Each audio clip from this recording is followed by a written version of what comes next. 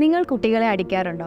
അച്ചടക്കം ശീലിപ്പിക്കാനും വാശി പിടിക്കുമ്പോഴും നിങ്ങൾ കുട്ടികളെ അടിക്കുമ്പോൾ അത് കുട്ടികളെ എങ്ങനെ ബാധിക്കുമെന്ന് ചിന്തിച്ചിട്ടുണ്ടോ? എന്നാൽ തീർച്ചയായും രക്ഷിതാക്കൾ ഇക്കാര്യം ശ്രദ്ധിക്കുക.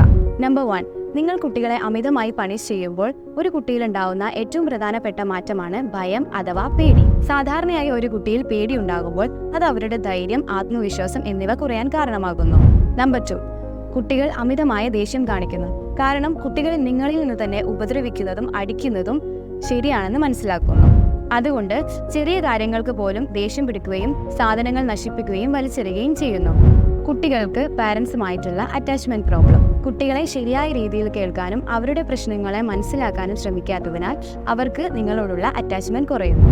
ഇതുപോലുള്ള പ്രശ്നങ്ങൾ ഭാവിയിൽ നിങ്ങളുടെ കുട്ടികളെ മാനസികാരോഗ്യത്തെയും മറ്റും ബാധിക്കാൻ ഇടയാക്കും. അതുകൊണ്ട് ഇനി നിങ്ങൾ കുട്ടികളെ അടിക്കുമ്പോൾ ഈ കാര്യങ്ങളെല്ലാം ശ്രദ്ധിക്കാൻ ശ്രമിക്കുമല്ലോ.